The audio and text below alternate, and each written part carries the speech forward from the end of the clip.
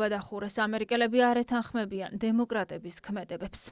ამერიკის შეერთებული შტატების ფედერალური მთავრობის მუშაობა შეჩერდა. რესპუბლიკელების მიერ კონტროლირებადმა სენატმა სამთავრობო ხარჯების შესახებ კანონპროექტის მიღება ვერ შეძლო. შატდაუნი ამერიკის შეერთებული შტატების მთავრობის სერვისებს დროებით შეაჩერებს. თითქმის ვერც ერთი ფედერალური თანამშრომელი კონგრესის შეთანხმებამდე ხელფასს ვერ მიიღებს. თეთრი სახლი მთავრობის მუშაობის შეჩერებაში დემოკრატებსა და დანაშაულებს და აცხადებს, რომ მათ ქმედებებს ამერიკელები არ ეთანხმებიან.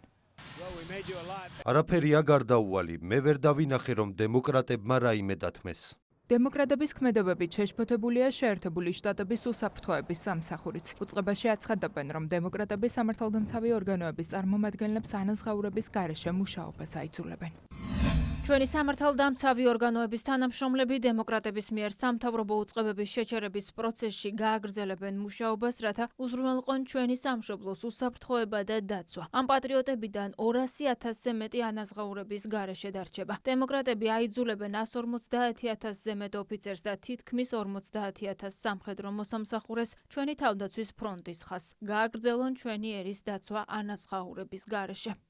ტრამპის ადმინისტრაცია, წარმომადგენელთა პალატა და ქვეყნის უსაფრთხოების სამსახური სრულ პასუხისმგებლობას დემოკრატებს აკისრებენ. დოკუმენტის დამტკიცების წინააღმდეგ ხმა უმცირესობის ლიდერმა, დემოკრატმა ჩაკ შუმერმა მისცა. სწორედ ამიტომ დემოკრატიული პარტიის წარმომადგენლებსა და რესპუბლიკელებს შორის დაფინანსების საკითხზე არსებული უთანხმოების მიზეზად შეერთებულ შტატებში ჩაკ შუმერის ეგოიზმს ასახელებენ.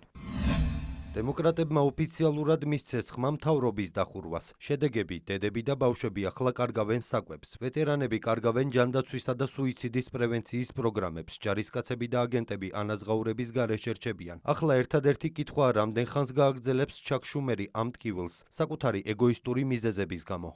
თავად შუმერი საკუთარ ბრალეულობას უარყოფს და ისრები რესპუბლიკელებზე გადააქვს. აცხადებს, რომ დროებით დაფინანსების კანონპროექტს სწორედ რესპუბლიკელები ბლოკავენ, რაც მოქალაქეებსა და ქვეყნის უსაფრთხოებას აზიანებს. ჩვენ ვმუშაობთ ყველასთან შეთანხმების მისაღწევად, მაგრამ რესპუბლიკელები ბლოკავენ დროებით დაფინანსების კანონპროექტს, რის შედეგადაც მთავრობა იკეტება. ეს აზიანებს მუშაკებს, მოქალაქეებს და ქვეყნის უსაფრთხოებას.